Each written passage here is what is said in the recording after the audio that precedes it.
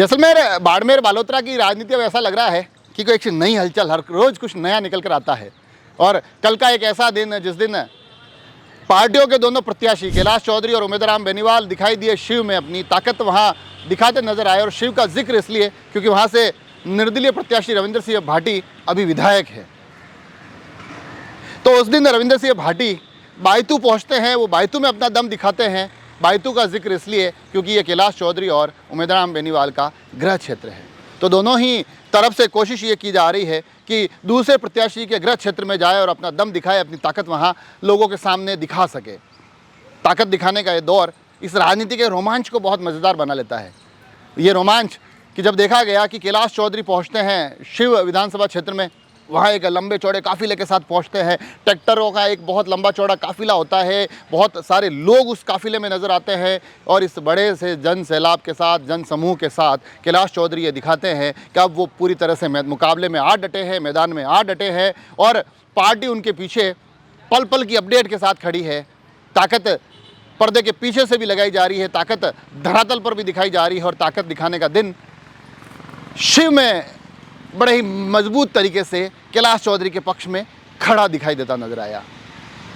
कैलाश चौधरी के साथ साथ उमेदराम बेनीवाल ने भी वही दिन चुना जब वो शिव विधानसभा क्षेत्र में अपने लोगों के बीच में पहुंचे। और कमाल की बात यह है कि जिस प्रकार का हुजूम उनके आसपास खड़ा दिखाई देता है, तो उससे बड़े आसानी से अंदाज़ा हो जाता है कि उमेदराम बेनीवाल और कांग्रेस कहीं ना कहीं इस एक लोकसभा क्षेत्र में भी अपनी संभावनाएं तलाश रही होगी। उनको उनकी संभावनाओं से जुड़ी हुई कुछ उम्मीदें लगी हुई होगी। तो उम्मीदों के उमेदराम वो भी पहुँचते हैं शिव में। उनके आसपास उनके समर्थकों की एक अच्छी खासी संख्या दिखाई देती है। वो गाड़ी पर खड़े नज़र आते हैं और ये दिखाने की कोशिश करते हैं कि रविंद्र सिंह भाटी के तमाम अलग अलग वीडियोज़ में संख्या देखी जा रही है, मगर आज हम शिव आए हैं और शिव में संख्या हमारे साथ खड़ी है। ये जो एक मनोवैज्ञानिक बढ़त लेने की कोशिश होती है, जो मनोवैज्ञानिक तरीके होते हैं राजनीति में बढ़त बनाने के, वो तरीके दोनों ही ये महारथी राजनीति के जो पुराने चावल कहते हैं, जो पुराने खिलाड़ी कहा जाता है, कैलाश चौधरी और उमेदराम बेनीवाल, ये शिव के उस विधानसभा क्षेत्र में दिखाई दिए और काफ़ी हद तक उसमें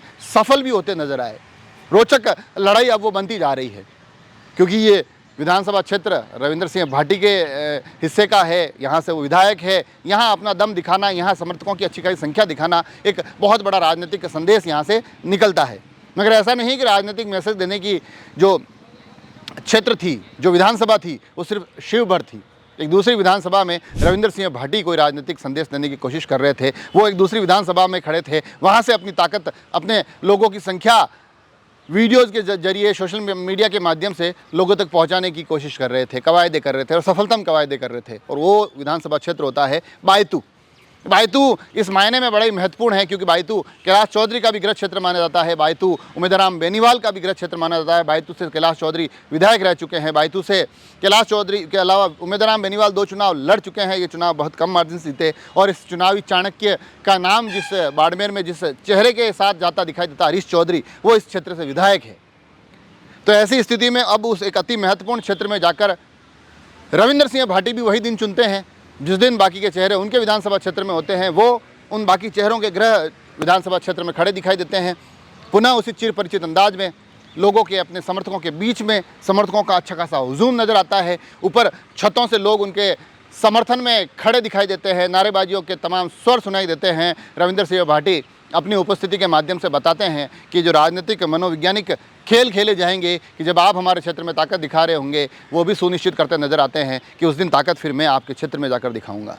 तो कुल मिलाकर ये जो चुनावी रोचकता बन रही है, जिस प्रकार के राजनीतिक दाव दोनों ही तरफ से, तीनों ही तरफ से खेले जा रहे हैं, वो इस जैसलमेर, बाड़मेर, बालोतरा पर पूरे देश की निगाहें बनाए हुए हैं। पूरे देश की निगाहें अब इस लोकसभा क्षेत्र पर आ चुकी है, टिक चुकी है कि आखिर यहाँ से क्या निकलेगा। क्योंकि एक तरफ केंद्रीय मंत्री है, उनकी साख दाव पर लगी हुई है। बताया जाता है केंद्रीय मंत्री का चुनाव लड़ना, एक मुश्किल चुनाव बनना, ये सीधा सीधा नरेंद्र मोदी के लिए एक चुनौती मानी जा रही है।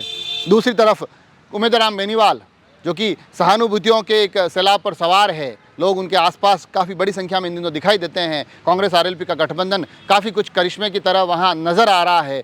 तीसरी तरफ रविंद्र सिंह भाटी, जिन्होंने अपने अकेले के दम पर, इस युवा ने इस पूरे चुनाव को बड़ा ही मज़ेदार बना दिया। उनकी उपस्थिति के कारण ही ये चुनाव बहुत ज़्यादा चर्चाओं में और सुर्खियों में बना हुआ है। तो कुल मिलाकर राजनीति के अलग अलग दाव पेच वहाँ रोज़ खेले जा रहे हैं और उन राजनीतिक दावों को खेलने में, उन राजनीतिक दावों में अपना दम दिखाने में कोई भी चेहरा पीछे नज़र नहीं आता है। पुरजोर कोशिशें सभी तरफ से हो रही है। हम भी कोशिश कर रहे हैं कि तमाम राजनीतिक रोमांच को समय समय पर आप तक पहुंचाते रहें। आप सभी लोग जुड़े रहें राजसमंद एक्सप्रेस से।